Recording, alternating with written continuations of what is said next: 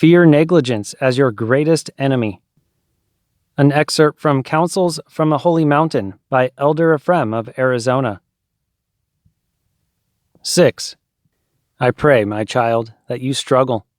Do not forget the goal, salvation. The devil is roaring, seeking whom he may devour. Time is not in our hands. Our life is dangling by a single thread. Compel yourself. Rise to your stature. Prove that you are a servant of Christ and not of the devil. Don't you know that negligence will bring 1,001 thoughts to take you captive? Pray with pain and tears. Take courage. Christ will not abandon you. Compel yourself a little, and the devil will leave. Grace is ready to help you. It awaits your resolve and forcefulness. Negligence, my child, engenders unbelief and listlessness, which in turn brings a swarm of evil and harmful thoughts that leads its victims to filthiness. Arise, take the weapon, the dear little prayer, and cry out the glory of our God. Vanquish your adversary, the devil, who seeks to devour you. Compel yourself. I am praying and weeping especially for you, so that our Panagia may strengthen you in your struggle. 7. May the God of peace, my child, grant you his love and his divine peace, which surpasses all understanding. May the love of God be the aspiration of your life. You should fear negligence as your greatest enemy. Negligence brings all evils. It is through negligence of our duties that our spiritual goods corrode, resulting in an overall drought of soul and the consequences that follow. It is fought by continuous prayer, with the mouth or the nous, by the remembrance of hell, paradise, the unknown time of our death, etc. So compel yourself in your duties, and especially with silence and the prayer. 8. Beloved of my heart, I give you my heart's greatest wish, that God may keep you from the evil one. Amen.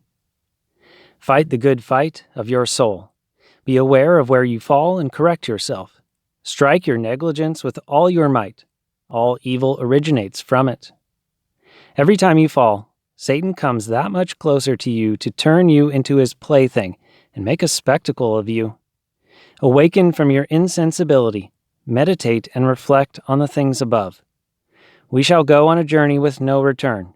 Be careful, for some will go to the good things above, to the most beautiful Jerusalem, and have an endless Pascha with the angels, while others will go down to hell, having the demons as eternal companions. Look above. Pass through this sky with your mind and behold what is hidden beyond it. Our fatherland is there. That is where our labors go and are stored up.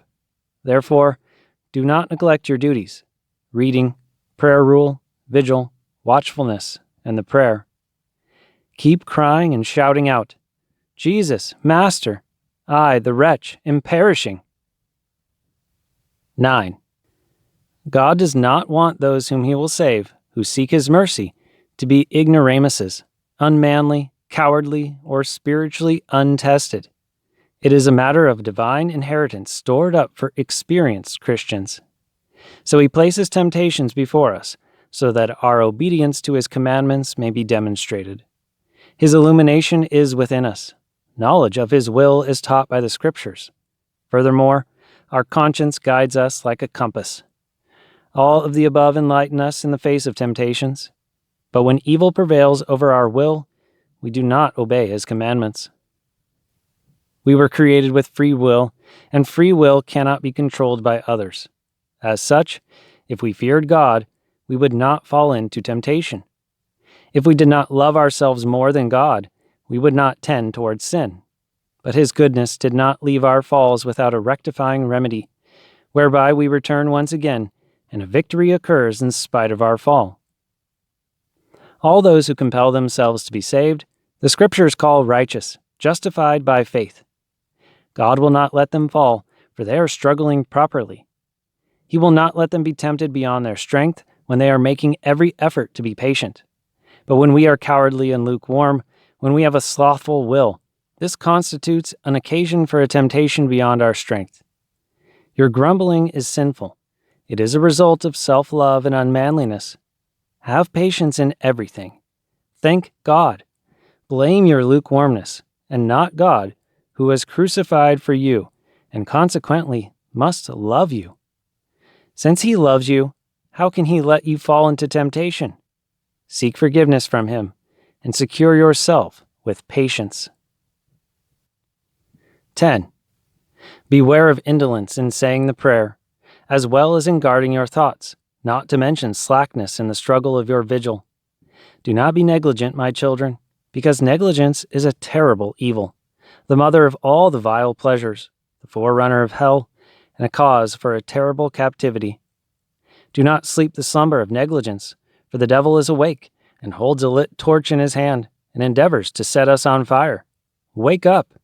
A judgment and tribunal are one, and the same without mercy awaits us. Do not be disheartened. Do not lose courage. Sometimes the holy nurse, the grace of God, leaves us, and we fall into ridiculous and indecent thoughts, and sometimes even words, so that we might be humbled and not think highly of ourselves, but rather become aware of our weakness, that we are unable to do any good without the grace of God. 11.